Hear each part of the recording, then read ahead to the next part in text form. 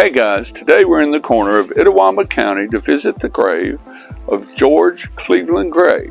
He was a member of the 43rd Mississippi, or better known as the Camel Regiment. Come along with us. Let's go explore.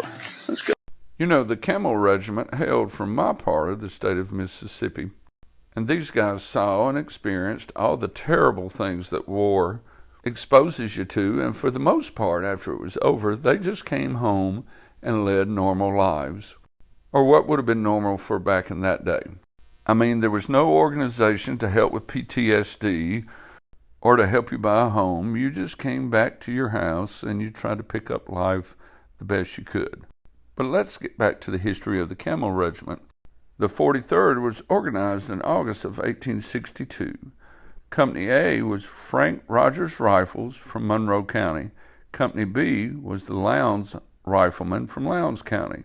Company C was also from Monroe County. Company D, Captain Thompson's company, was from Choctaw County. Company E from Pontotoc County.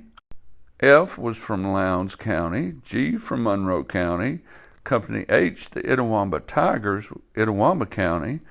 Company I, Lowndes County. K, Emperor County. And Company L, which Mr. Gray was a member of, was Golson's Rebels from Monroe County. The 43rd served in the Army of the West with General Sterling Price. They saw action at the Battle of Iuka, then the campaign and siege for Vicksburg. In fact, the mine that the federal troops exploded killed 6 members of the 43rd. In September of 1863, Company H was sent to Braxton Bragg in the Battle of Chickamauga. After Chickamauga, they were sent back to Mississippi to ride with Nathan Bedford Forrest. The regiment was then sent to fight in the Atlanta campaign, where they hauled cannons up the side of Kennesaw Mountain.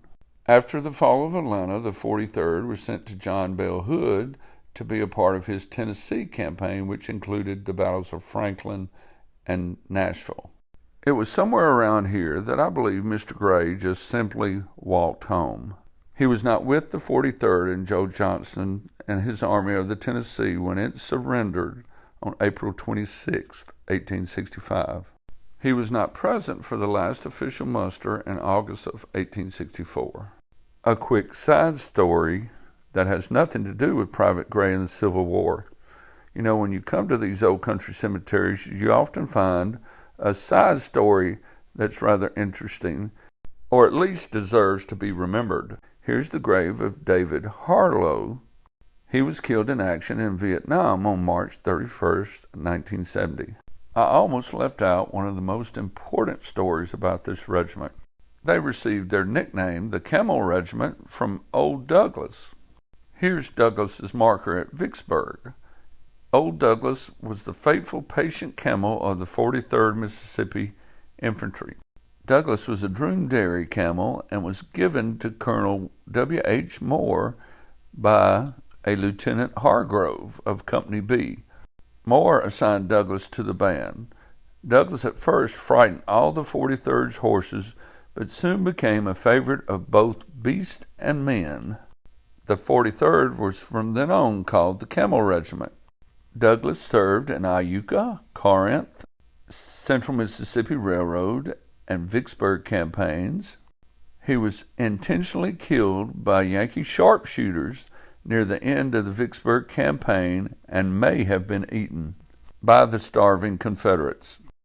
Douglas's death was greatly mourned by the 43rd, and as a 43rd vet wrote, his story deserves to be told. To finish up the story of the 43rd, they simply just walked home after the surrender. You know, I'm simply amazed at the tenacity and resiliency of men like Private Gray. They simply did what they felt like they had to do, then did the best they could to move on with life. I hope you've enjoyed a little story about Private Gray and the 43rd today. And if you made it this far, why don't you boop that like button, share this video on your favorite form of social media, maybe even subscribe. Thank you.